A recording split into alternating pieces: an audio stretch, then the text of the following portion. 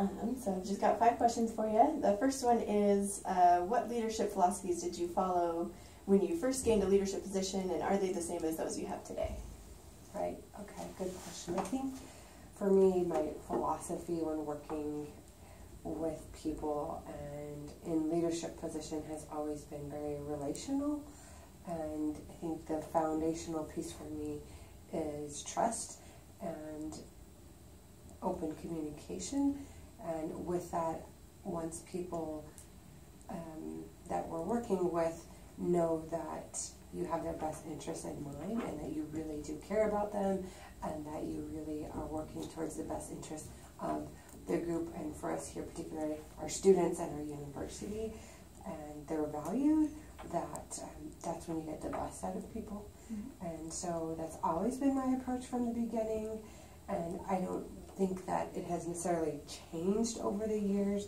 I think I've gotten better and more diplomatic with things, but I would say that is really the foundation of my philosophy, and really kind of leading from the back, not necessarily having to be up front all the time. And so letting other people find their own empowerment and kind of grow, and making sure that you have leaders on your team that are competent and that know what they're doing, so that way they can lead without me having to micromanage.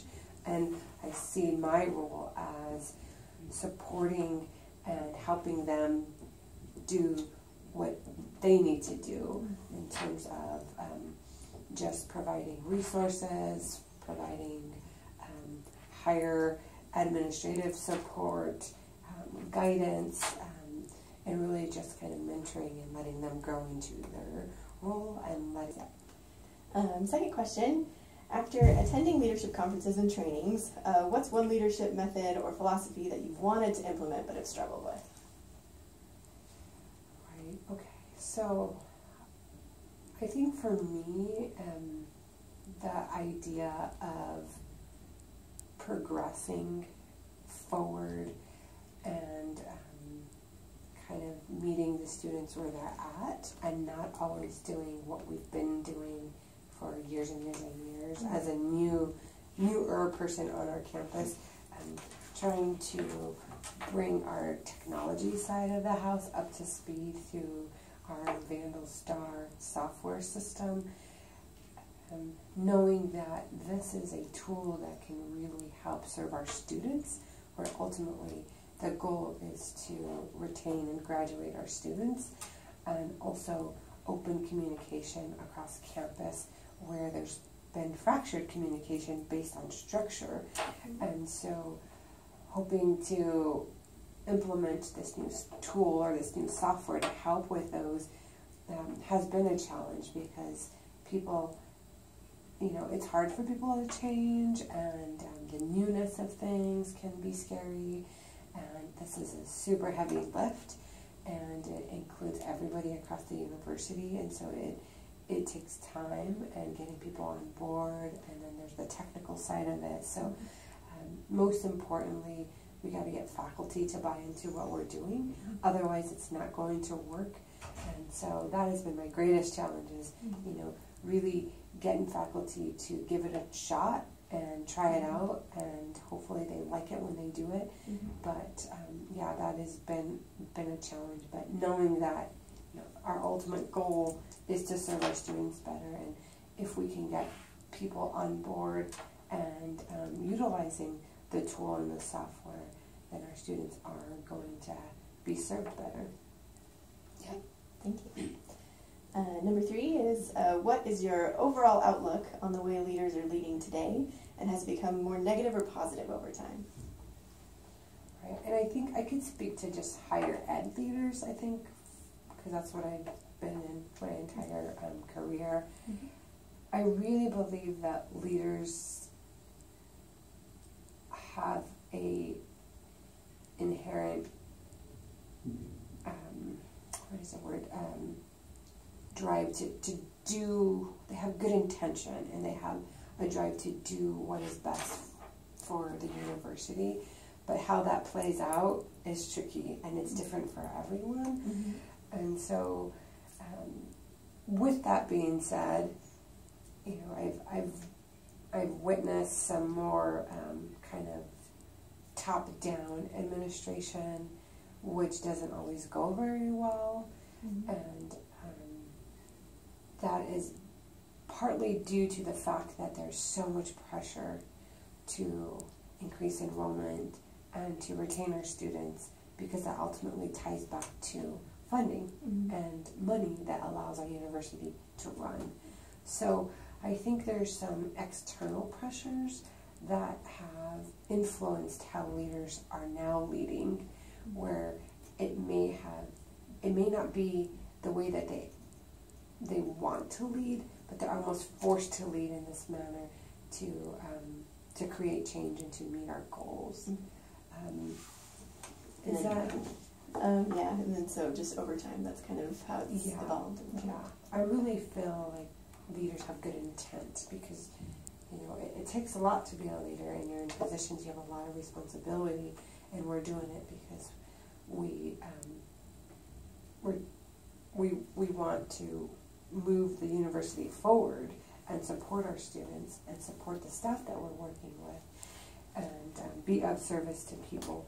But I think over time, just kind of given the economics of our country and the lay of the land in terms of higher ed, I've been seeing more and more leaders, particularly from above, just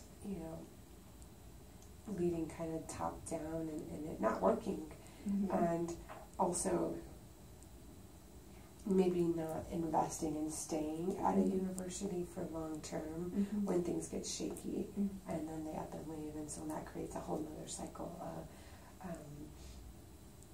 of instability within a university when your leaders are leaving. So, Thank you. Number 4, what is one quality of other leadership styles that you avoid using? I think for me, I touched on it briefly, is just the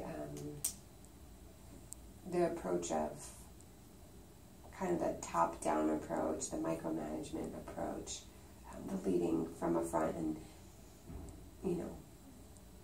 having the idea that I have all the answers and it's my way or the highway. That's definitely not my approach, and I avoid that at all costs. But there are some times when there's something mandated from above that I have to implement or reframe or coach or just kind of remold a little bit for our staff to say, okay, this is not what we all want to be doing right now. This might not be what we all feel is best, but given kind of our leadership and backing up our leadership and saying, okay, here's the direction we're moving in, making sure we have identified concerns, trying to work through that, and then just moving the team forward in that direction. So it could be tricky when you are told this is what's going to happen, but I really try to avoid that.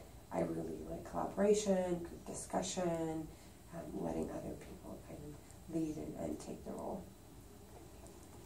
And last but not least, question number 5. If you could go back in time, is there anything you would change about your leadership style? As a leader, we tend to just kind of keep taking on more and more and more and more. And I think over the last few years, that has certainly happened to me. And there is a threshold of capacity as a leader and a threshold of, okay, what am I actually doing great and what am I not doing so great at? And really understanding that line and being able to communicate up to say, okay, here's where I'm at, here's what I'm doing great at, here's what I'm not doing great at because I'm so spread thin, and being able to have a plan moving forward with that. So I think that might be one. The other is just clear communication. Sometimes when you have a lot of staff turnover or you have new departments under you and you're trying to do so much that I'd like to work on kind of that clear communication to just kind of everybody on the team. So those are kind of my 2 that I can think of right now. Okay. Well, that's great. Thanks very much for participating in the interview and for your openness and candidness. And